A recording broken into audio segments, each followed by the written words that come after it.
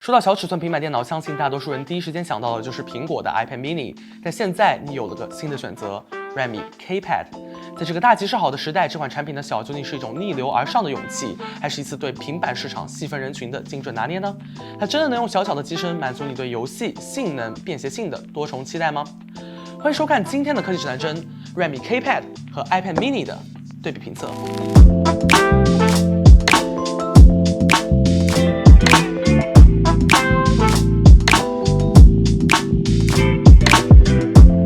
首先，我们做个小开箱，还是标准 Redmi 的银色大字报风格，表面覆盖塑料包膜，撕开后打开盒子，本体映入眼帘。取出本体后可以看到配件包，包含67瓦私有协议充电头、1米 USB-A to USB-C 数据线和一些说明文件。首发购入会送一张89元的钢化膜，在开始评测前 off camera 我已经贴上了啊。产品官网售价为2799元起，于2025年6月26日正式发布并开售。我们开机进入2B流程，在设置的同时，我们来看详细规格。这款平板的重量是326克，厚6.46毫米，对比 iPad mini A17 Pro 的293克6.3毫米会略重一点。运存有 8GB、12GB 和 16GB 三档，存储有 256GB、512GB 和 1TB 三档。我手上的这款是12+256的版本。需要注意的是 8GB 和 12GB 运存型号搭载 LPDDR5X， 16GB 则搭载 LPDDR5T， 所有存储型号全部搭载 UFS 4.1。进入桌面，现在先卸载所有预装软件，我们来进入使用心得的部分吧。首先我们来看外观，采用全铝合金中框和后盖设计，质感调教的还不错，整体水平能达到 iPad mini 的级别。转到正面屏幕，搭载 8.8 寸的3008×1880的 LCD 屏，屏幕比例16:10，对比 iPad mini 的3:2比例来说修长一点，握持手感比 iPad 来说舒适些。最高支持165赫兹刷新率和372赫兹触控采样率，比 iPad 的60赫兹高到不知道哪儿去。亮度来说，按官方资料 Redmi 最高700 nits， iPad 最高是500 nits， 一起看一下午后阳光下的对比。转到我们的传统异能音乐游戏测试，很多人拿平板电脑打音乐游戏啊，在这其中普遍也是 iPad 产品的触摸表现最好，但 Redmi 现在凭借着高触控采样率也不会很差，其实都可以顺跑，没什么问题。性能方面 ，Redmi 处理器搭载了联发科天玑940 Plus，iPad 则是 Apple A17 Pro， 均使用台积电的3纳米工艺。天玑940 Plus 由1个 X925 核心、3个 X4 核心、4个 A720 构成 ，GPU 是12核的 Emotrix G925。Apple A17 Pro 的核心构成没有具体资料，有2个大核心和4个小核心。实际体验主观的流畅度没有问题，都是极限芯片，这个不意外。我们来看曲线数据，室温24度的情况下，米哈游原神极高画质60帧跑图1个小时。在 CPU 占用较高的情况下 ，Redmi 帧率平均下来是 58.5， 没有掉帧的情况。电池的温感无法被记录啊，目测大约38度左右。iPad 则在 CPU 占用中等的情况下，平均帧率下来是 58.1， 也没有很多掉帧的情况。按电池的温感参考，整机背盖温度平均 37.9， 两款差距不大哈，散热也都还不错。最后简单对比娱乐组跑分 ，iPad 跑分出来的速度比 Redmi 快些，iPad 是1424544分 ，Redmi 是2790488分 ，Redmi 分数比 iPad 高一点。好了，接下来震动比较环节 ，Redmi 采用的是含电动磁，提供的尺寸 LM0815B X9 线性马达 ，iPad 则是没有震动。在大平板上放马达的意义啊，确实不算很大，但是小平板上我认为还是该有的。我们来用震动测试软件连续触发 Redmi 的震动，简单听听看。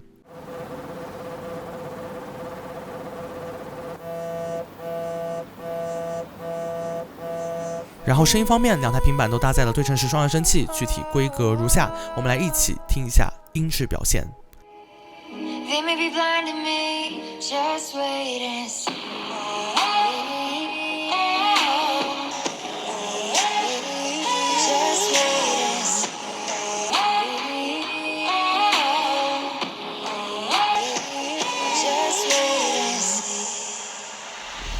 个人认为两款产品扬声器的侧重点很不同啊 ，Redmi 更偏向低频，第一下出来很震撼，但高频有些闷。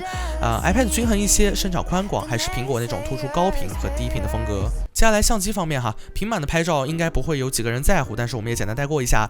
Redmi 前置8万像素 OV80F 或者1300万 OV13B 主摄 ，iPad mini 这边查不到具体资料，前置1200万，后置也是1200万。一起来看一下。首先看番茄锅 ，K-Pad 比 iPad mini 要鲜艳些啊，细节上两者都差不多。但值得一提的是 ，iPad 对于纹理以及细节呈现更为细腻 ，K-Pad 就稍微硬一些。然后是自拍，在广度上 K-Pad 很明显比 iPad mini 要宽些 ，K-Pad 比较倾向于偏冷色调啊 ，iPad 色彩偏自然清淡，细节上两者也差不多，但是 iPad 还要硬朗些。拍其他的意义不大了啊，反正就放一个室内一个自拍给你参考一下。录像方面 ，iPad 录像规格保持领先，主摄最高支持 4K 60录像，前摄像头最高1080/60，Redmi 的前摄最高1080/30，后摄最高4K 30。让我们现在来看一下录像效果。现在是 iPad mini H7 Pro 和 Redmi K-Pad 的录像对比测试。现在 iPad mini H7 Pro 的这个画质参数是 4K 60帧 ，Redmi K-Pad 则是 4K 30帧。现在听到声音是由 Redmi K-Pad 来收的。接下来呢，我们把声音切换到 iPad mini。现在你听到的声音是 iPad mini H7 Pro 的麦克风效果，12345678，12345678。然后续航和充电方面，数据接口是走 USB-C 规格的，它有2个 USB-C 接口，长边 USB-C 接口是支持 USB 3.0的，短边接口只有 USB 2.0规格，最高支持67瓦的有线充电，也支持18瓦反向充电和旁路供电。Redmi 采用7550毫安时电池 ，iPad 是5034毫安时，iPad 电池是单电芯设计 ，Redmi 电池是双电芯，主板中置摆放。经过科技指南针 2.0 续航测试标准，最终 Redmi 剩下71%，iPad 则是50%。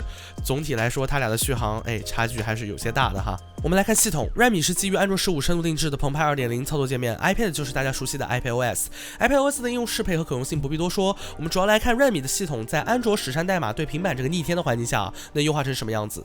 首先，小米修改了一些没有适配平板端的软件界面，并且允许它以修改后的布局在设备上显示。